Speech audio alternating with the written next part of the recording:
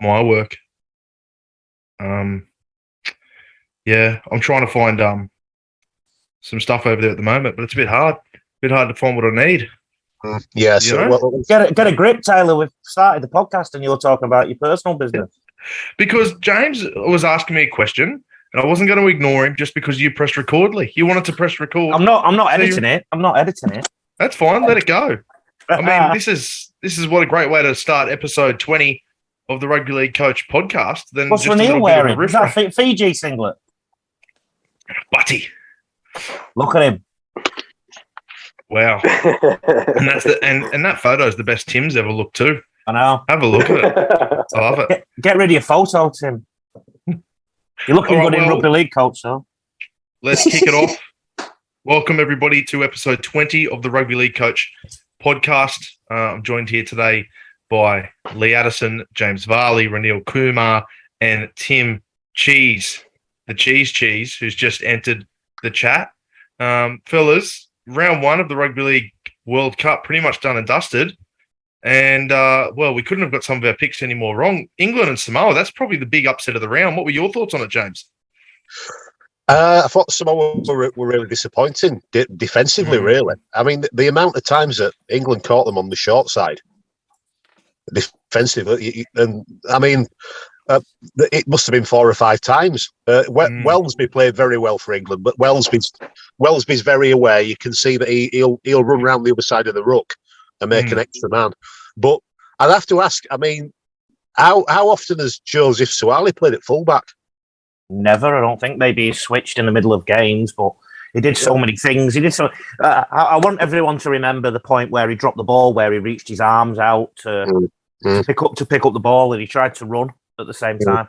It's something I coach my players all the time. The further away your hands are from your body, the more at risk you are of knocking the ball on. And I think if he was more experienced at fullback, he would have just dived on the ball, put his body on the line, dived on the ball, played the safety option. And I think, you might just think of that as not being that important in the context, but it actually was, because it put more pressure on the Samoan line because they had to defend for 6 more tackles. And I think that really told in the final analysis in the last 20 minutes, because they just leaked points left, right and centre. So, yeah, don't get me started on it, Taylor. Well, I was going to come to you anyway next, Lee, because as we mentioned last week on the podcast, James, yourself and I had a conversation about this game, and the general consensus was that we thought Samoa would blow England off the park. They had a very big, aggressive forward pack led by Junior Barlow. I think I'm sorry, he actually pronounced it the other day, and I still haven't got it correct. But they have this really big, explosive pack, and I thought early in the Cup, England might not have gelled well enough yet. I think Samoa would get that lead roll on, and blokes like Milford would be able to play their best football off the back of that. You sort of agreed in the podcast, and then you changed, and you had a really detailed post about it on, obviously, the Rugby League Coach Facebook post. So do you want to dive into that a little bit? What was your thoughts behind that? I'm in England now, and obviously this time last week I was thinking and preparing for coming to England, and the British Prime Minister, she's done more U-turns. She's done that many U-turns, she's actually going back in the same direction that she was at the start, because she keeps U-turning. So I thought, if she's doing all those U-turns, why don't I do a U-turn as well? So I did. And the post was about I was listening to the conventional media, and I guess that's why media is so powerful in our society. That's how propaganda starts for wars and things like that, because they influence how you think. The media do influence how you think, and I just went with a conventional media wisdom. I guess ever since I've been on this earth, England tend to let you down, or Great Britain tend to let you down in the series that you watch, or the World Cup. So I was leaning a bit on that, but I actually took some time in the middle of the week to think about it. I thought, hang on a minute, all these Penrith players and Parramatta players will have been partying and whatnot after the grand final, and they didn't have a warm-up game. And I actually did a post that said Samoa are getting better, will get better as the tournament goes on, but England are going to lose tonight. England are going to win tonight, sorry. What I didn't predict was how bad Samoa were going to be. I am disgusted with the way that you got to remember, mate, I've been in the country now. I've been in Australia now for nearly 2 decades. I've coached so many Samoan players. I've got so many Samoan friends. A big part of me wants them to do well and Tonga to do well and whatnot, because of how much it means to them. That's just life. And I'm so disappointed for all them the way they were put together, because the example that keeps jumping out to me is Stephen Crichton. That player has had a fantastic season. He looked like he was running on a mattress last week. He did not look 1/10 of the player he's been all year. And the other thing that jumps out to me is the amount of injuries Samoa suffered, and World Cup ending injuries. And that just smacks of ridiculous under preparation. I would not be surprised if that partying continued on arrival in England. That's how bad they looked to me. It was really poor, really poor. And it's one of those occasions, isn't it, the World Cup, where, you know, these players have an opportunity there. You know, a lot of them would have been based in the South Pacific, those Samoan players. I can't think of many that are actually in the Super League this year. But a lot of them would have been based here, and they've gone over. Seems like they may have had a little bit of a holiday, maybe with the intention of a little bit of a holiday, and that certainly shone through with their football. If you think back, I can't put an exact number on it, how long ago it was, but the Johns brothers both come out and said they were so interested in helping out with Samoa. They wanted to. They put their hand up and said, let us be involved. And Matt Parrish and the Samoan Rugby League Board rejected it. They were happy where they were at. They didn't want the Johns brothers interjection. James, mute your mic, because whatever you're doing is coming through on the... Yeah, sweet. Sorry, Taylor. You know the other thing that jumped out to me? Ranil's here with his Fiji top on. Fiji lost to Australia, but they had a dead set crack. They did. They defended their own goal line quite a bit. They put Australia under some pressure. I only saw half of the game because I was on my way to the airport and whatnot. But that was the difference. And you're right about the Johns brothers. I reckon the Johns brothers have seen how Samoa have underachieved under Matt Parrish. I'm filthy with Matt Parrish, basically. Why he's still the coach, I don't know. You know, that's as far as I'm going to say. Why he's still the coach of that team, I don't know. He's got all these world-class players, and, you know, who has he been head coach of and been successful with? I can certainly see or smell at the end of this World Cup possibly some shifting and some movements in and around the upper echelons of that Samoan sort of setup, because they certainly underachieved at the start of this World Cup, and they're not one of those tier one nations yet, really, that can afford to drop games like that. They wanted to be beating England there, and unfortunately, they haven't lived up to potential to even have a crack. Now, let's move on to Ranil Kumar and the Fijian jumper. And that game against Australia, Ranil, they did have a crack, as Lee said. They certainly put in a great effort. But one of the things that sticks out to me about this Fijian side, how good is the song they do at the start and the culture, and you can just tell the way they play football that they love spending time around each other, don't they? Oh yeah, 100%. Yeah, I've watched heaps of like the week leading up, those type of mini doco series about the Fijian team, and yeah, it's even the players themselves say, you know, it's a real family and you know, community style structured team, and you know, yeah, it's really connecting, you know. It's beautiful. It is beautiful. Obviously, you're a Fijian man yourself. You have that heritage.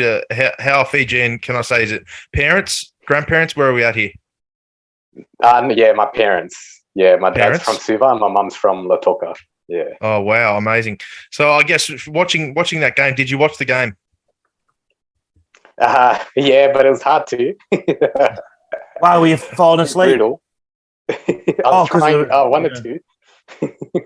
Yeah, the timing's a bit hard here in Australia to keep up with the World Cup, I must admit. Yeah. But you would have been filled with a fair sense of pride watching the way those players played and all those the songs and stuff at the start and the way they really band together. Oh yeah, 100%. Yeah. Oh, that's perfect. Well, a lot of people don't know Lee Addison is actually their vocal coach. Body of a beast, voice of an angel. The only reason I don't believe that is because I haven't seen some sort of Lee Addison vocalist coach pop up on my Facebook yet, and I thought for sure it's because I'm too shy. Oh, there's a reason why the English don't do it, mate. All right, you just leave it to these ones. Probably teach you an English song like "Dirty Old Town, Dirty Old Town." Oh yeah, I think half the songs they sing at those English Premier League games, I'm not quite sure if they'd be allowed to be sung at rugby league games. Dirty football players. Now, while we're joking and a little bit jovial, I'm going to move away from the World Cup just quickly, and I'm going to talk that Lee, mate. Last week on the podcast, you said there's no chance that Des Hasler is the coach of the Manly Sea Eagles next year. No chance. You said absolutely not going to happen. And I think I rebutted with, didn't I, James? What did I say to him? I said, mate, he's pretty stubborn. He's going to be hard to get out. Oh, well, they found a way to get rid of him, didn't they?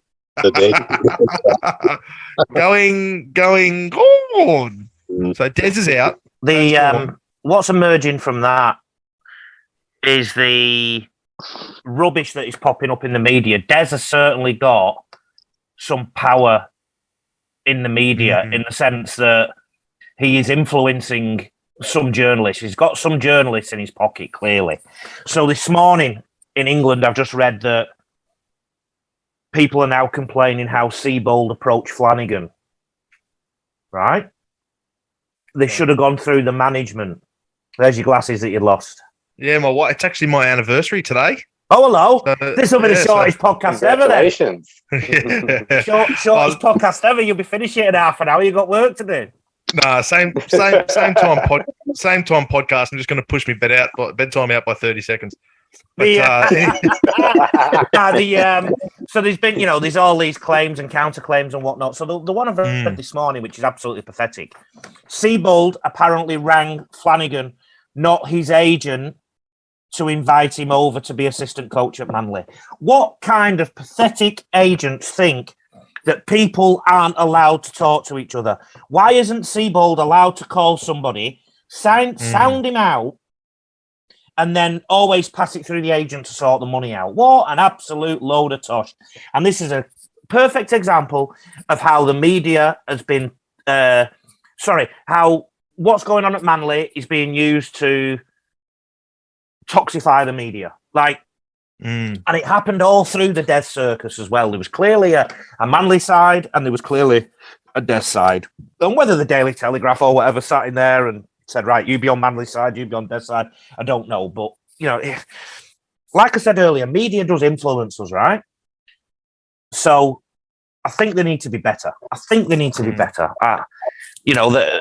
only trying to sell their papers. I understand that, but yeah, it's little rant there.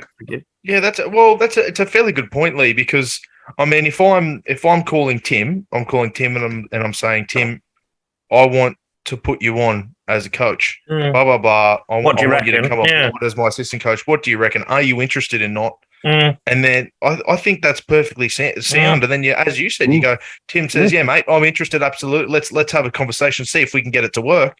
And then I get, the club to call James, who's the manager of Tim, and sort it out. That's exactly what the story said. It said the CEO, Tony Mestroff, rang Wayne Beavis, the manager. Yeah. Honestly, it's just a load of tosh. Oh, it would have sounded worse if you went the other way. If clubs are calling managers to stand out if they're interested. I mean, I'd much rather get a phone call of someone saying, "Hey, we want you on board," or "Are you keen?" or something like that. But and then if Flano said, "Yeah, I'm keen," all right, let's talk through the management then. Let's go. What's wrong with that? So another thing that came out in the media this morning that I read is that apparently current staff members at Manly have already been told by Anthony Seabold that their career is over. That when he comes through, they're getting swept, gone. I guess that's reading between the lines there, it's almost like it's also another Des faction just saying, how bad the club's going to be under Seabold. He's already been thrown under the bus in the media, and I don't even think he's turned up for a day's work there yet. Reality is they've not announced him as coach yet. He's still making decisions. So just announce him as coach then or something. I don't get that one. So if you're Seabold, does the media circus, does it sway you from being announced as coach? Does it sway you from making that decision? Has he signed on? Are we just waiting for the official announcement? I mean, I guess there's a lot of murky waters at the moment. I guess it's just par for the course. We've got we've got a legacy media. They're called the legacy media, the old media, the newspapers, the television. They are battling for significance daily. Their influence 10 years ago was bigger than it is now. Their influence 5 years ago is bigger than it is now. So I think wherever you go, particularly in Sydney, where the old historical links are, where a lot of the newspapers are based, you're going to get these murky waters. I think the Broncos have a murky water problem. Yes. Because they've been around since 88. I think, let's go through the clubs. I think Storm don't have one. Canberra don't really have a murky water problem, although Ricky does have friends in the media because he's been around for forever. Let me think. Penrith has a bit of a murky water problem. Like the Tigers do. I feel like the Tigers do, definitely. Tigers have a massive leaking problem. Sharks, not too bad. Cowboys, almost a non-existent media problem, I think, in that sense. Parramatta Eels, toxic. Absolutely toxic. Because I got told over a decade ago that if the Eels were on the front or back page of the Daily Telegraph, the sales of the newspaper went up a few percent. Right. So that's how popular they are. So it makes sense. Roosters, I don't think they have a toxicity problem. Rabbits, I don't think they have a toxicity problem. Dragons, very much so. Very much so. Sea Eagles clearly have now. Keep a tab on that. I want to bring up the Dragons a little bit later. All right. Bulldogs clearly do. But Bulldogs have got a few. Titans, does anybody care? I don't know. Knights, a little bit. And you've got to remember, two of the most influential media people are from that area. They're brothers. Warriors and the Tigers are the epitome of media. What about the Dolphins, Lee? Who cares? Everyone on this God-given peninsula that I'm sitting on right now. Say that tongue-in-cheek. They will only care when they're on the field, the reality. At the minute, nobody knows what these Redcliffe Dolphins are, really, until they step on that field and start. So that's what I meant by who cares. So I think they've got a honeymoon period. The only thing they have now is, are they going to have a team? Taylor, if you don't get a call, then you clearly put on a bit too much weight this year. Mate, I've got a call, but I turned it down. I'm the host of Rugby League Coach podcast. Yeah, You're going to come to me with that? Yeah, silly. Boy. You're going to have to double it. You want me to get out of the media? Well, look at if we were all invited to play for the Dolphins, their front row stocks would go up quite significantly. Like, there's only Reneel who looks anything remotely like a back. Yeah. Old semi-Radra over there. Zero experience. Maika Sivo. Sorry. So I just said put a pin in the Dragons. While we're away from the World Cup, we're talking about the NRL. We're talking about problems that have popped up. One of the big things that's come up in the media over the last couple of weeks, we didn't talk about it on the podcast, was the Dragons presentation night. Having 3 of the current first grade squad, 3 members rock up to the Prezzo. The club fobbed it off immediately. They said, this is what happens when we wait to the end of the NRLW season, all these sorts of things. The club is understanding the players are having their time off, a lot of them on breaks, on holidays, preparing for World Cup, those sorts of things. And when it turns out, in fact, there was a massive gathering of the players only a couple kilometres down the road at the Star in the city, and they didn't rock up. What's happening? What's this say about the culture of the club? And Lee, you're the head coach of a club, this sort of thing's happening. Where do you start? Management. Front office. So, there's obviously a problem there. There's obviously a disconnect. They're leaking like a sieve to the media. The media are quite pro Anthony Griffin because he's been commentating for the ABC and Fox Sports for the last couple of years. So he's one of their mates, really. Are you sure they're pro Griffin? I feel like every second story that comes out, the Jack Gazewski story that came out earlier in the week, the George Burgess story come out early in the week. There's just lots of players coming up and saying, even Ben Hunt didn't say anything bad against Seabold. He just basically said, Griffin's on the chopping block. He has the first couple of rounds to prove himself, or he's gone. I do think he's still got his mates in the media because it could be a hell of a lot worse. Like it's not. the media still have a duty to report what they cop.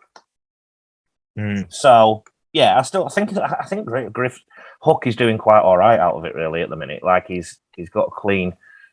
And if you listen to some of the commentary, some of them do go back to the management. I think ultimately, say that let's say I don't know how many players were at the Star Casino, but they're obviously doing it for a reason. Like one thing about a rugby league team, if you get 10 of them together, you tend to get some common sense in there somewhere, and crowds tend to be quite a good judge of things. So there's obviously some passion there that's negative towards the club or Griffin or whatever.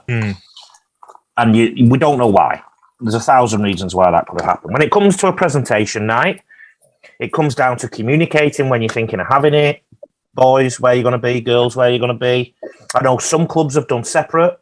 So I know I'm in England now, just stone's throw away from Wigan. They did 2 separate ones. They did a female one, they did a male one, because they have a girls' academy underneath the senior team as well. So, yeah, there's 1,000 reasons why this could have happened. Either way, somebody needs to bring that club together. And I don't think that's happened since Wayne Bennett has been the coach, basically. Yeah, well, that was the big post by Matt Cooper. I don't know if anyone saw the post by Matt Cooper. He came out and said that the club hasn't had identity, hasn't had culture since Wayne Bennett left. So massive warning signs at the Dragons. Lee, did you see the story about Jack Gazewski in the media? No, who's he, Tim? I wouldn't have a clue. Jack Gazewski. Anyone know Jack Gazewski? Last year, one of Manly's better players, a back rower. Is the last name GosieWski, Gazewski. I might be saying that wrong. Maybe you guys will know by another name. Played for the opening 4 rounds of the season, was dropped by Anthony Griffin, come back in round 11, coincided with the birth of his daughter, didn't get picked after that. He's come out in the media and sprayed Hook and said at any other club he would have been playing NRL. A bit of crying over spilt milk here, Lee, you think? Just missed an opportunity and taken the chance to have a swipe at Hook?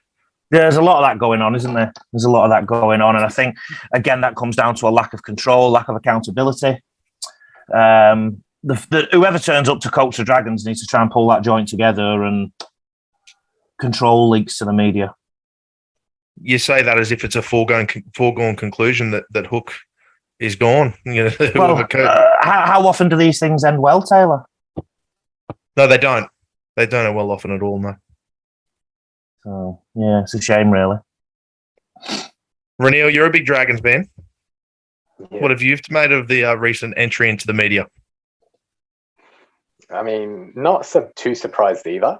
I think Matt Cooper said it the best, though. I think there's a lot of internal issues going on, and and as a fan, it's hard to assess your head coach when you have to sort of question other results and the things happening around the club. It's not really all the coach, right? It has to be upper management.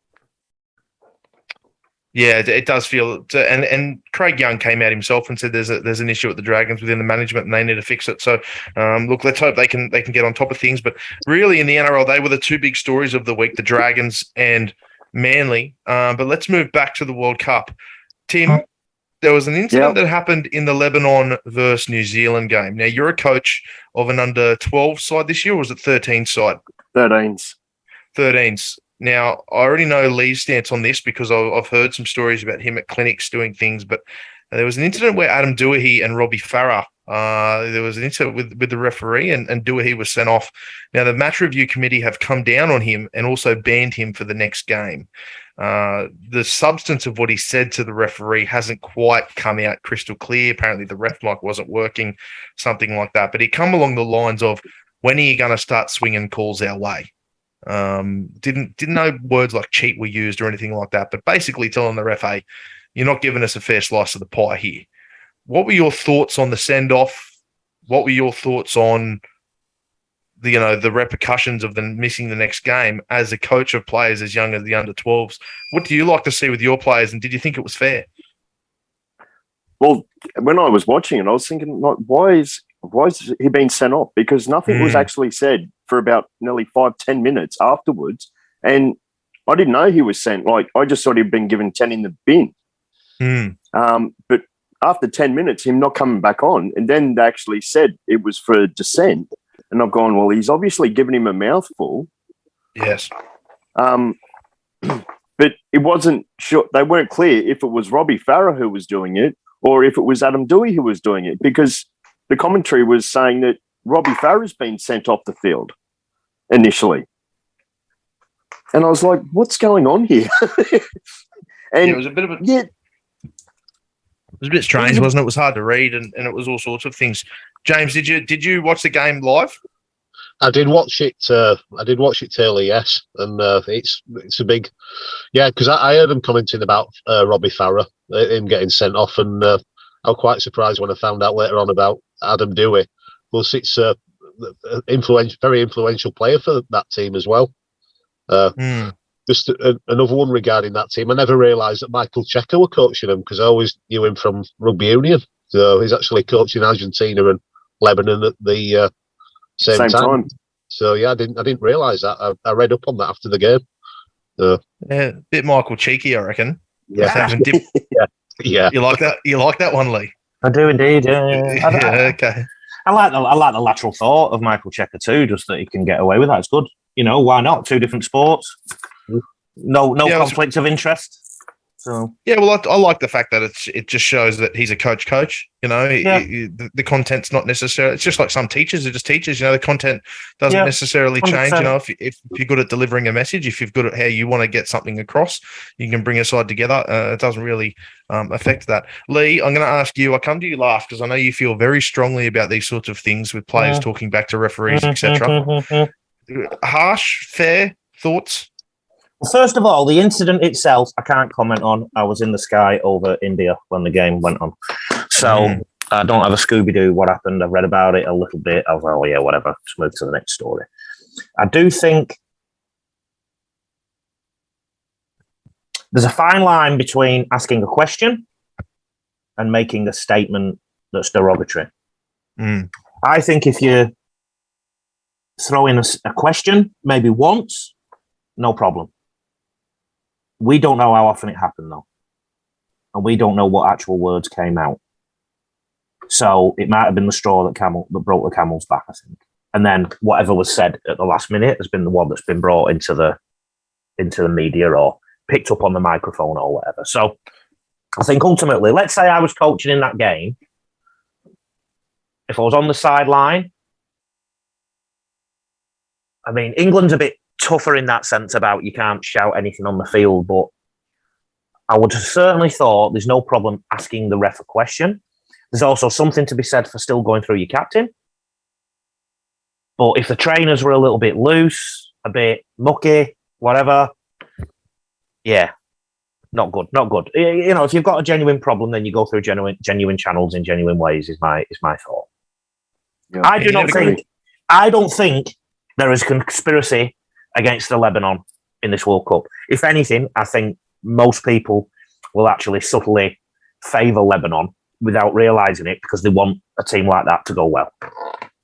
Yeah, I certainly do. I'd love to have seen Lebanon beat New Zealand. It was never going to happen, but Yeah, absolutely. Well, yeah, that's right. It would have been good to see. It would have been great to see Lebanon. But in saying that game, they played some really good football, though, some unconventional football. The short kickoffs, that sort of things. It seemed to work for them, didn't it, James? Did they do line-outs? You like that one too, Lee. I can tell by the look on your face. You really like kicking duels. It's a shame you're not a father because you've got so many good dad's jokes. I love it. How do you know I'm not? Oh, yeah. Well, I was about to follow up with that, but you beat me to it. So another feel good story of the World Cup: Papua New Guinea versus Tonga, or as you like to say, Tonga. Okay. I caught the last 20 minutes of that after the clinic last night. Yeah. It was a good game of football, hey? Tonga won it, and then they just pulled the drawbridge up for a bit, didn't they? And then went, we'd better win it again. So do we think it's necessarily a weakening of Tonga or a strengthening of Papua New Guinea in this World Cup? PNG are genuinely stronger. They beat Great Britain last run out. So, and they've got, don't forget, they've been in the Q Cup now for a while. There's a few more players getting to play in the NRL and whatnot. So PNG are definitely getting stronger. No two ways about it. And Tonga aren't quite at full strength yet. Yeah, they're not quite at full strength. They did rest a couple of players. Yeah. Two more topics on World Cup, and then I'm going to talk to Lee about his whereabouts and what he's doing over there back in the north, and if we finally got rid of him from down under. But I've got a feeling the way you're smiling that's not what's happened. But anyway, we can only hope here. We can only hope here in the south. So the World Cup, lads. I think the one thing that stuck out like a sore thumb to everyone this weekend, I've left it till last. Is it a worrying sign or not? The stadiums are empty. There's no one there. There's no one there. Being locally now, I've spoken to a couple of people. You know what the feedback is? What's the feedback, Lee? Too expensive. All right, James. Cost of living crisis on. Too expensive. Too expensive, and they're talking about all the fuel bills going up over here, electric and gas, and people are a bit worried about it. But it just looked poor. I mean, that Sunday night, that stadium at Warrington. I remember in 1995 when Warrington played at Wilderspool, New Zealand played Tonga, and it was full. When Papua New Guinea played New Zealand at Knowsley Road, it was full. It was full. Well, yeah, because I've been to the game on. I've been to the first game at Wembley in that World Cup, and Fiji, South Africa at Keighley on day 2, and that was full as well. Most of the grounds are full, and if they weren't full, they put them in front of the cameras, James. Yeah, put the spectators in front of the cameras. Yeah, but it just looked poor at Warrington on Sunday. I thought. But yeah, I agree. But yet on the flip, Taylor, fantastic crowd at Newcastle on Saturday. Newcastle is a rugby league hotbed. A lot of people would have had to travel quite significantly to get there to watch their rugby league team. And I think hindsight's a wonderful thing, but I do think that due to cost of living pressures, it would have been good if people from the northern hotbeds didn't have to travel far to watch their team. So, for example, this Friday or Saturday, England are playing France at Bolton Stadium, which is just up the road from where I am now, but also a bit of a journey from Wigan, St Helens. Why not play it in Wigan or St Helens? That smacks to me of being a little bit... mind you, don't get me wrong, Wigan Athletic might be at home or something, but St Helens would have been available. I just find some of the decisions on grounds may have been made for cost purposes. We've got to remember that. So bottom line, so maybe they got Bolton Stadium cheaper or something. I don't know. Newcastle Stadium. I don't know. But yeah, crowds have been a bit of a worry. Definitely. They've been a massive worry. And I remember us having this conversation pre-World Cup, and we said that, the conversation is from International Rugby League that we need to have a good World Cup. We really need to have a good World Cup. But we might be having it financially, Taylor. This is what I'm saying. Like, some of these stadia that are being used, maybe they're cheaper to rent out. We don't know, do we? So maybe the bottom line is okay. Still. Yes. But they did make predictions, and I don't think they've lived up to those predictions. And what happened in 1995, James, is because England beat Australia in the first match on terrestrial TV on a Saturday afternoon, big momentum went around and everybody wanted to see the World Cup. That has obviously not translated on this occasion. Because Central Park was packed for the Fiji game, wasn't it? I remember it like it was yesterday. Yeah. Okay, the next and final subject on the World Cup, and I think it's probably going to be one of the final subjects of the podcast. I've got things to do. I've got some real busy things to do on my Wednesday. Big fella. Well, relative to what I don't know, but anyway. You like that one, Tim? Oh, this podcast will not be released on YouTube. It'll only be on Spotify. Thanks to certain hand gestures by Tim Cheeseman. It might not be on YouTube now. Yeah, we've been taken down. Thanks. I'm here for the homework. I've come to collect. Yes. I've come to collect James, Lee. I've come to collect Tim. I'm not sure, Reneel. I'm not sure if you heard the homework I gave the lads. I wanted to hear their best World Cup side using a player from absolutely every squad. I knew this would probably make a few minds work on overdrive, especially when you have to factor in look at that. Oh, would you look at that? I could say, I was flying to other side of the world, sir. I couldn't do my own work, but I did it. I wasn't present. I still did it. Yeah. to be fair, you know why? Because Tim's a good student and spoke to the other students about what he missed in class. Well, to be fair, Lee, you saying you flew over the Atlantic for how long is no excuse. You sat. Not in the your ass for Atlantic. about That's 20. I flew over the. I don't know what I flew over. I flew over India and that, and Well, you Water. sat on your ass. Belgrade and Singapore, and I tell you what, it takes about 6 hours to fly out of Australia. You've been on a plane for 6 hours and you're still in Queensland. Exactly. So What a big joint that is. you should have had your team wrapped up by Darwin, if you ask me. But anyway, we'll move on. We'll move on. So I'm gonna do the classic teacher thing. I'm gonna grade your teams. I'm going to see where I think you could have gone better, where I think you could have gone wrong. And I go, no, I'm the teacher. Teacher doesn't do homework, baby. Teacher just marks it. I shake your head. You never did the homework when you gave it to me. For those listening on Spotify, Spreaker, Apple, and iHeart, I'm shaking my head. Lee was hoping after almost a decade I'd do my first bit of homework for him after he was my school teacher. Yes. Listen. The teachers don't do the homework, Lee. They give it out. That's what happened. This was Fair an assignment, and I'll give you your grade. So let's go, Lee. I want to hear your side 1 to 17, the World Cup. Number 1, James Tedesco, Australia. Number 2, Rhys Williams, Wales. Okay. Number 3, Joseph Sualihi, Samoa. Number 4, Joseph Manu, New Zealand. Number 5, Morgan Escaré, France. Number 6, Thingy Moses, Lebanon. What's his first name? Mitchell, that's it. Yeah, jet lag. Not Thingy. Hey, I've coached him and I still had a mind blank. Number 7, Ilias. Is it Lachlan? Lachlan Ilias, yes. Greece. Number 8, Fatuaka, Tonga. What's his first name? Moaki. Number 9, Kieran Rush, Jamaica.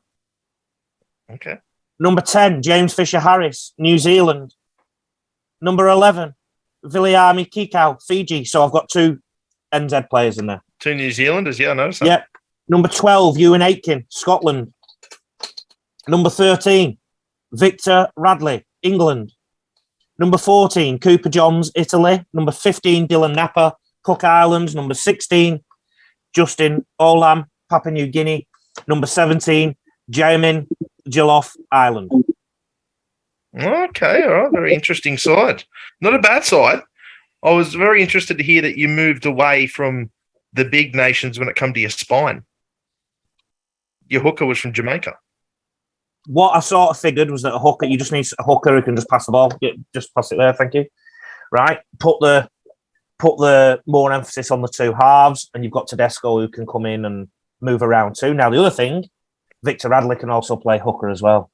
Victor Radley. Oh, so what? Yep. Your poor Jamaican player is going to play the first 5 minutes and you're going to hook him. Something like that, yeah. And then Joloff to lock Radley to hooker. And then I've got a couple of props on the bench that can come in and stiffen up the middle of the field if Radley moves into hooker. And then you can also do things with Cooper Johns and Justin Olam as well. So, it's. I think I picked what I believe to be quite a flexible side, and I went for strike in the centres, strike at fullback, good halves, 2 very good front rowers, and I wanted a really strong back row. So I think that team would score some points. You had Ewan Aitken in the back row. Mm-hmm. You also, who was on your other edge, Viliami Kikau. Yeah. Yeah, okay. There's a very strong back row there. Yeah. Of course, using Ewan Aitken as a Scot. So that's right. That helps as well, getting one of your minnow nations out of the way with a strong NRL player. James, I'm going to move to you next, mate. Talk to me through your side. Okay, mate. 1, James Tedesco, Australia. 2, Brian Toho, Samoa. 3, Sony Lange, France. 4, Herbie Farmouth, England. 5, Xavier Coates, Papua New Guinea. 6, Luke Carey, Ireland. 7, Mitchell Moses, Lebanon. 8, James Fisher-Harris, New Zealand. 9, Harry Grant, Australia. 10, Zane Tetivano, Cook Islands. Now I've put 11, Jason Tormalolo. I've put him in the second row, Tonga. 12, Viliami Kikau, Fiji. 13, Nathan Brown, Italy. And on my bench, Michael Lawrence, Jamaica. Chester Butler, Wales. Kane Lynette, Scotland. And Lachlan Ilias, Greece. My team would flog his bench is weak. Well, my bench is weak. What he's done is he's front-ended his team. Whereas I've like gone, right, who are the best players I can get on the field, and then filled in the other gaps after that. That's clear from listening to those two teams, isn't it? Yeah, but I'll tell you what is clear as well is that he's gone for a quality spine. Really quality spine. Keary and Moses in the halves while using minnow nations is an excellent choice in my opinion. So the problem he's got there is if he doesn't start the game well, he's got no flexibility. He's playing Jason Tamalolo out of position. Well, Lee. Yes. I am. I thought I'd have Nathan Brown. I wanted him in my back row. I was going to put Brendan Santee in originally, and I've actually spoken to Brendan Santee, and I've mentioned you two as well. I spoke to Brendan Santee, but I felt bad about leaving him out. But I thought the Nathan Brown performance that I saw for Italy, I just had to put him in. I haven't even watched the game when I did this. Sir. So, do you know Brendan Santee? Do you? Well, when Keith Cougars won the league, I went for a bit of a night out in the town, shall we say, and I was talking to him in the pub at the end of the night, and I mentioned you two to him because I know you mentioned him before, and he knew you two, and he had good words to say about you both. Oh, nice. So, yeah, thank you, Brandon. I would have picked you in your team if you were my mate. Brendan Santee. I've known Brendan Santee since I was about 14 years old. Right. He seemed to know you well, so yeah. Yeah, we grew up in the same area. We played a lot of football against each other, and then we ended up becoming fairly good mates because we were in the same area. And I'll tell you how we became mates. This is a funny one. You'll love this for the podcast, Lee. One of my first girlfriends ever. She went for a night out. She ended up kissing Brendan Santee. She cheated on me. She cheated on me with Brendan Santee. And then we played each other in football about a week later and flogged each other on the field, and then we ended up playing together at the Bulldogs, becoming good mates. But crack on. Yeah, it was. It's funny, but yeah. Next action. That's right. Move on, onwards, upwards. Brendan Santee, what a great guy. I had him. He is a very good guy. Tim Cheeseman. I understand you were absent from the class, but you still did complete your homework. Yes, sir. I've got Tedesco at fullback. I've got Williams from Wales on one wing. I've got Mitsius from Greece on the other wing. My centres are Takiako from Tonga and Manu from New Zealand. I've got Moses and Nathan Cleary in the centres for Moses is from Lebanon, Cleary from Australia. Yep. I've got Junior Paulo at 8 from Samoa. I've got Edwin Ipar, from PNG. Yep. He played brilliant footy. He did. He really did. I've got Jolliffe from Ireland as the other fronty. Julian from France. Yes. As one lock. And Kikau from Fiji as the other second rower. Lock, I've got Radley. My bench is Pakura from the Cook Islands. I've got Nathan Brown from Italy. I've got Linnett from Scotland and Andrade from Jamaica. Andrade from Jamaica. I've won that World Cup. Oh, you know what? I'm still picking Varley. Varley. And I'll tell you why. It's the quality at 9 for me for Varley. He's picked Harry Grant at 9, and I know you said that you've picked a 9 from Jamaica that can just dish the ball onto elsewhere, but number 9 is the most important position on the field when you've got Moses on one side, and who was your other half, Lee? Ilias. So you've got Moses and Ilias on each side, and then Tedesco as well, all screaming for the ball. Yeah, you still got to make a quality decision under pressure, and I think 9's one of the positions that you couldn't. Told you what I'd do with that, Victor the Inflictor. You can't just put him on for 5 minutes and dish him out. Yeah, you can. And even I used to do that with you. But I was only ever good for 2.5. I was on there for too long. 5 minutes, I was already gassed. But no, see, even Victor the Inflictor, he's not the world-class 9 that Harry Grant is. I really like that Harry Grant. I liked the James Varley side. Ranil, did you hear about the homework? Did you get a chance to complete?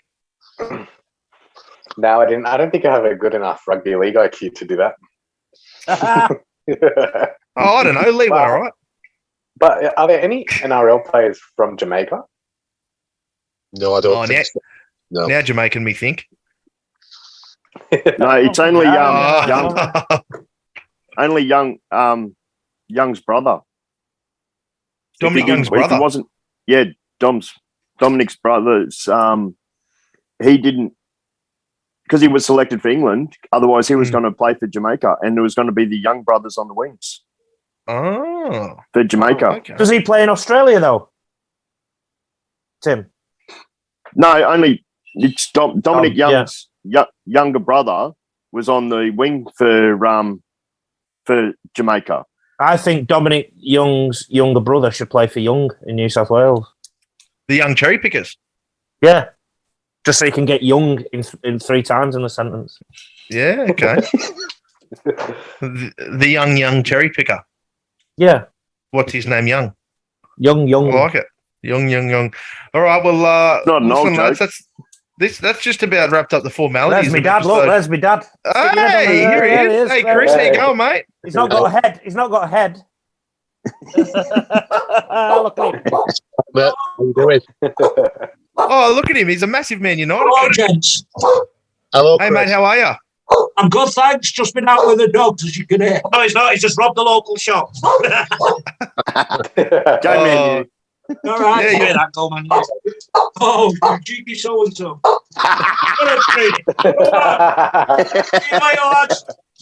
See you, mate. Good to see you. So, Lee, talk to us. You are back in the mother country. You're back in Yes, the mother I am. country. Yeah. Jet lag. You've got a variety of clinics to be doing back in the northern hemisphere. Yes, I flew into our green and pleasant land on Monday, and then went straight up north from Heathrow, and had a time to bathe and refresh myself with caffeine, and then went straight to conduct a coaching seminar at Saddleworth Rangers, one of our famous clubs here in the northern element of the nation. And then Tuesday, I delivered a clinic last night with James was there in attendance, the timekeeper and the photographer, and we had 51 children in attendance. Wow, is that your biggest aim hire for England? Biggest England one, yeah, but that could be under threat next week. And then tonight we do the second night at Saddleworth, and then I proceed to do Shaw Cross for 2 nights. And then next week is half term in England, or in certain areas of England next week anyway. So 2 days in Portico in St Helens, and then 2 days in Waterhead in Oldham, which is looking like it's going to be a biggie, and 2 coaching seminars next week, Wednesday, Thursday, and then Saturday a trip to Hull Dockers and doing coaching seminar there for their coaches. So, and then I come back to Australia, and then my Aim Higher Elite program starts, and I'm also doing summer clinics as well. So I'm working hard till Christmas, lad. Very, very busy. What's your coach mentoring? Doing that one as well, yeah, thank you. So I've chucked out a thing where I want to take on 10 coaches at any one time. So some coaches can come in for a month or 3 months or whatever. Some coaches come in for a year, but I want to work with 10 coaches at each occasion. So I've already had some bookings. Tim's already one of them. I would literally, there's all different packages available, but basically the top package is I watch videos of your team and help you give feedback and talk to coaches once a week and so many things. And if I can get there, I'll look at their training and analyze their actual coaching methods and whatnot. So Tim, you've done a lot of that with me. I've been doing that with you anyway. And yeah, it's fantastic. Can you sort of explain it? And what I'll do is I'll use it in one of my adverts for the coach mentor. It's been really good. I'll just send you the script now. Wait there. Fine tuning a lot of stuff in regards to the amount of information and how you actually present it. Lee's been it's been fantastic for me.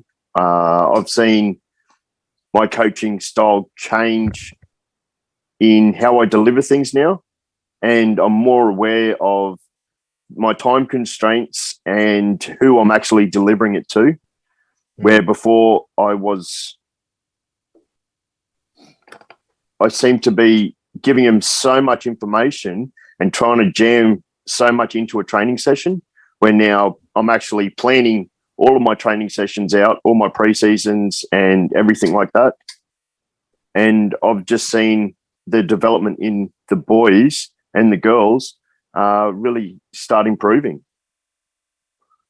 I can't speak highly enough of what Lee's done for me as a coach. The other thing with Tim is he's coach with me, so that's part of the top package that we've got. Like coaches can come on the AIM hires and actually coach.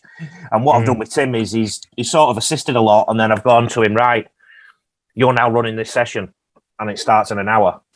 and he's had to think quickly and whatnot, and then I've given him instant feedback. So there's stuff like that. So mate, I get a lot of joy from helping other coaches now and helping other coaches help players. Like, somebody asked me recently, I get this question quite a lot, Lee, why don't you go back to a club job or whatnot? Well, right now, I've never coached as many players as I have in my life, in as many places in my life, and I've never coached as many coaches. And that is actually giving me a serious amount of fulfillment. So this is another level of that, if you like, to formalise it a little bit. The response to it has been really good. So, giving coaches help that they don't get, basically. Yeah, I when I read it, I really liked it. I'm a big fan and a big believer of your teacher. You give a man a fish, and you feed him for an hour, and you teach a man to fish. You feed him for a lifetime. So and I guess that's a really good philosophy you're applying there with those opportunities. So it's really good to see. So you've still got a couple of spots left open, I believe. I've got plenty because I've got that many options. So I only want to take 10 at a time. Now, if 10 coaches book me in for a year, that's closed off. But a lot of the bookings I've had already have been for a month or 3 months. So in theory, I could take on several coaches, but for different periods. Yes. Very good. All right. Well, is that shirt you've got on, is that oversized, or is that one that maybe an old English shirt that you had, a representative shirt, and you had it in the closet at your dad's, or what is it? No. It's actually from the Euros last year, the England shirt. I have obviously cut down a little bit. Unlike you going up in weight, I've gone down in weight because I'm an athlete. But also, the problem I had the last time I ordered an England shirt when in Australia, I ordered my size and it was a bit tight. So I thought I'll go a size up this time. And same company, Nike, and it might not have been the same. But either way, it just ended up being like a bed sheet anyway. So it's nice and loose for being around the house and doing the Rugby League Coach podcast on. Yeah, absolutely. Lovely. Well, mate, next week you're obviously still going to be overseas. So we'll do it at the same time. Appreciate it. No. What's going to happen next week? I'm giving you a week off, boys. All right. Don't clap in our face when you're talking about it. Just tell us you're having a week off. That's not the first time he's heard that. Stop being rude. Tim, don't be the one to make us edit a podcast for the first time, okay? Don't be the guy, all right? We're all having fun. Don't do it. What I'll do now is I'll do the preamble that I will do prior to the podcast. So I started the podcast, just went straight into it without introducing the person. So I will now introduce the person now. Thank you. All right. Are you ready? I've never been more ready. Hi, everyone. As you... What? Hi, everyone. In anticipation of the fact that I'll be coaching right now on a clinic in England during their half term, during our normal recording time, I actually recorded another podcast, and I think you'll love it. So Taylor, Ranil, Tim, and James are all having a week off. They're on their holiday from the Rugby League podcast because I recorded one a few weeks ago. It was with academic Dr. Hunter Fujak, who is a lecturer in sports management at Deakin University in Melbourne. And his doctorate, his PhD, explored sport consumer behaviour, specifically in understanding consumption patterns within Australia's crowded sport marketplace. And he was the author of a book called Code Wars, and he looked at the 4 Australian football codes that are competing for our Australian dollar in the winter.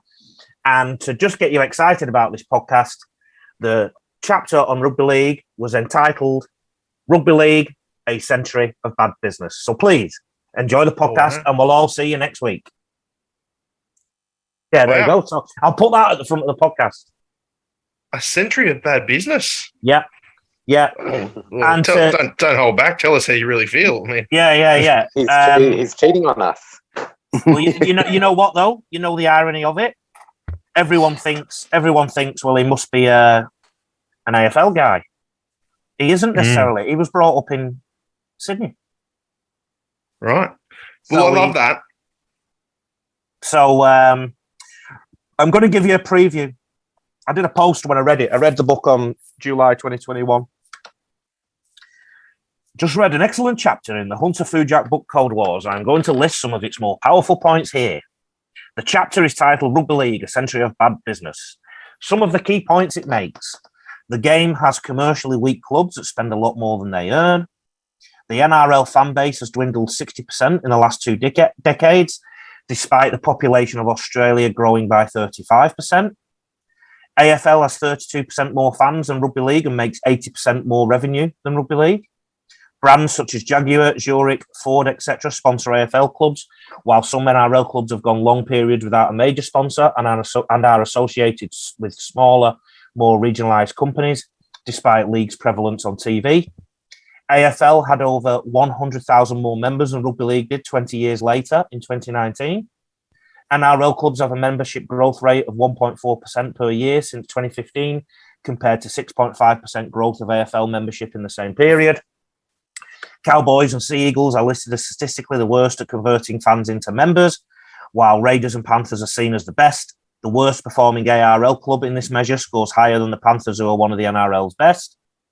Sydney clubs have hardly grown in local popularity in over half a century. Fujak ends the chapter by stating, quote, if there is a solution, it must start with keeping NRL clubs and indeed all of the game's stakeholders far more accountable for their performance and underperformance than has historically been the case. Wow. Now, I'm going to just add a couple of things.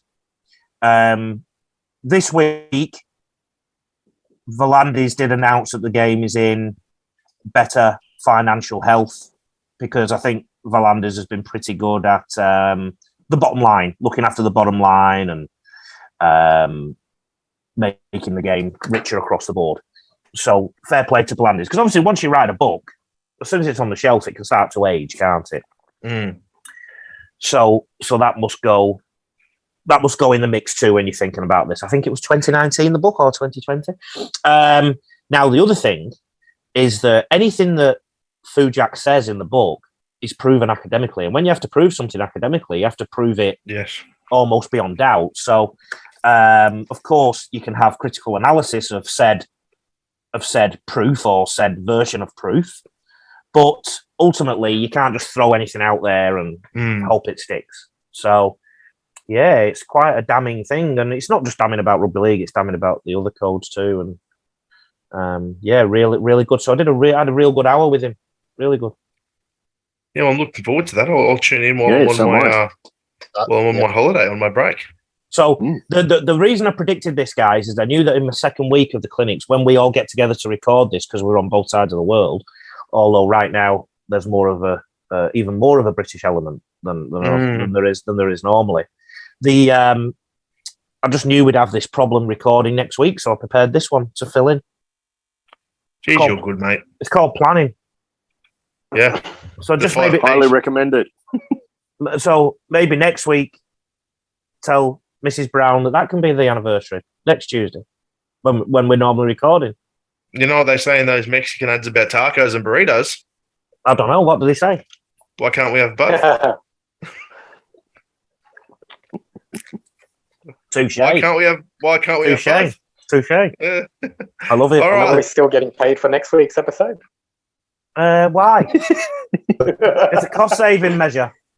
I even recorded it in the UK because of the cost of electricity and stuff. In Australia because of the cost of electricity and stuff over here. Raniel needs to buy more Fiji gear. He's waiting for more episodes to buy some more Fiji gear. Yeah. Who do Fiji play next? They play. Who do they St. play? George Dragons. Italy. You should have it off the top of your head like that. Boom. They've got a one-off. They've got a one-off test against a local choir. They're going to go head-to-head for hours. Australia, Scotland. That will be interesting. I reckon. Played in Coventry. Is it in Coventry, that one? Yeah. Yep. Home of the Coventry Bears. Correct. Who's going to win World Cup? We've already discussed this. Did we? Sorry, jet lag. I think we discussed this. I said I would not be surprised if New Zealand win the competition. I really like their forward pack. I think it's very strong. The way James Fisher-Harris is playing at the moment is outstanding. I think that Dylan Brown's had a really good season as well. I think he's going to shine next to Jerome Hughes when he comes back into the side. And then if Joey Manu gets going at fullback, that could be anything. I mean, the Roosters, if you had to rate the fullbacks of the NRL into the top, 20 fullbacks of the NRL over 17 teams, you'd almost argue that Tedesco, Manu, and possibly Suaalii are all in the top 20. They're all the one club. Here's another question. Who looked better at the weekend? England, New Zealand, or Australia? England. The bits I saw, I thought Australia. I thought Australia were good, but I still think Munster was great. I just think they still have another gear to hit when Cleary comes into that side. I just see him as head and shoulders above. Yeah. And although Australia looked good, I still think because they're not there yet, I don't think in a World Cup you need to necessarily – I know they do want to give every player a game, but I don't think you necessarily need to, time your run as you do in an NRL competition, as we've spoken about. I think it's short and sharp. It's only a maximum of about 6 games or whatever it is. And I know they rotate the squad. That's important for your front rowers and all that after a long season. But I wouldn't have really taken the punt on Daly Cherry Evans. I would have said, well, you've played plenty of footy with Munster. If I need to put you in the halves at the last minute, you've done it before. I would have put Cherry Evans on the bench maybe and just put Cleary straight in. Well, don't forget, he was giving them another week, wasn't he, to refresh from the grand final? Because it's not just the grand final, is it? It's the after-match events. Yeah. Well, if he's fair income then, Cleary is now your 7 and he doesn't get moved unless there's an injury. Well, he's named it. What's on those sandwiches? Oh, yeah, I'll have one of them, yeah. Who do you guys think's going to win out of... Dad, the meatloaf! The Cook Islands and Wales. Look at the size of that bad boy. Probably is it real chicken or vegetarian chicken? Oh, look at you. You're already a teenager again. He does this to me. He goes, oh, here's your breakfast. And then I'll smash it down. How was that? And I'll go, oh, great. And he'll go, ha, ha, ha. That's not real sausage. It's vegetarian pretend sausage. He does it all the time. Tim, before you say a joke, remember, we don't edit the podcast. No, I was just asking you guys, who do you think's going to win between the Cook Islands and Wales? Cook Islands, Tim. Cook Islands, I think. We've still divided their greatest nation of the UK. We're dividing it. Mm-hmm. Mm-hmm. An interesting one in Cook Islands team. Kevin Iro, someplace for them, wasn't he? Yep. It was Kevin Iro were a monster of a player. Mm-hmm. Would you like to see the Great British Lions come back and play a few more tests? I'd love to see it. Me too. Yeah. I'd love to see just to see how strong they would be, Mm-hmm. Mm-hmm. Mm-hmm. Do you think there'd be too many additions from Ireland and all that? Luke Keary. You throw Luke Keary straight in? Possibly. Yeah. Yeah. Ewan Aitken might get a run? Possibly. Possibly. It's a Radley. Victor the Inflictor. Yeah. Yeah. No, I think they'd have a really good 1-17 if they did it. It would make for a really good series. Whatever happened to the Tri-Nations? Yeah. They used to be awesome. Yeah. That would have been great, and I think there'd even be a scope to make it a 4 nations and have Samoa, Tonga, Papua New Guinea all play off for the full spot beforehand. Mm. Yeah. Imagine how good that lead-up tournament would be if you're watching those 4 nations battle out for the final spot, and then or even you run a 4 nations, and then whoever wins the other 4 nations out of the minnow sides, they join the year after or something like that. Yeah, that'd be good. I certainly would love to see the return of that United Kingdom Great British side. You know, I think it would. Do you think that would bring in a few more Northern fans just to have that strength back in there? Yeah. We just need a proper international calendar. Yeah. That lasts for longer than 6 months. Yeah, chaps, I'm going to have to go because I'm actually my break's just about ending at work, so I'm going to have to shoot off. But I'm going to have to go. I'm eating my sandwich. Yeah, I'll see you this evening, Lee. See you, lad. All right, see you, James. See you, James. Take it easy, James. Take it easy. See you later. Bye, chaps. Bye. Chaps. I'm worried about your poor dad, Lee. Why? Start yelling at Dad, you forgot the sauce. Who are you, Nathan? I'm Marsh. Whispering in my ear. Yeah. Oh, we could do that. Do you want to do that now and see if he catches on? Do you want to catch us on? Yeah. Dad, you forgot the sauce. The brown HP. English mustard. Mayonnaise. Dad, say Tomato. Pickled onion. say They're giving me things to say to you. You're falling for it straight away. he does too much for you. I didn't ask a question. Look at that news from me dad. I said, "Where's the sauce?" What sauce would you like, son? No. You've got this on it. You've got this on it. You've got this on it. Oh, all right, gentlemen. Well, I think I'm going to go and complete my I'm going to go complete my extracurricular activities. Cement your next year of marriage tonight. What was that? Sorry, Lee. Cement your next year of marriage tonight. Seal the deal. I told her every year I tell her she's up for a contract extension.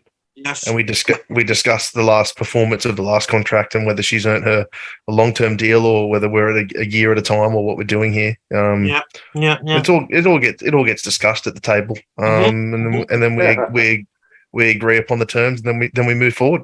So she's just coming off a 2-year contract, and I saw a significant dip in performance in the last sort of 6 to 12 months. So we're discussing it. I think it'll be a 1 year at a minimum, at a maximum for this time around. And you know, yeah, you know what I mean. You guys should manage the Dragons. I've just learned. I've just learned watching the Jason Tomololos and the Cherry Evans on these massive 10-year contracts, and it's never going to be me, you know. He just leaked the terms to the media as well. He should be the boss of the Dragons. Oh, mate, open negotiations. Negotiations. I'm not about that, you know. Isn't Flanagan in control of their the recruitment at St George? I think so, yeah. Mate, well, he's not in charge of the recruitment in my marriage. I am. To be fair, I don't think I am either. All right, gentlemen, I'm going to get out of here. Thank you very much, everyone. We'll see you in 2 weeks. 2 weeks. You will. See you.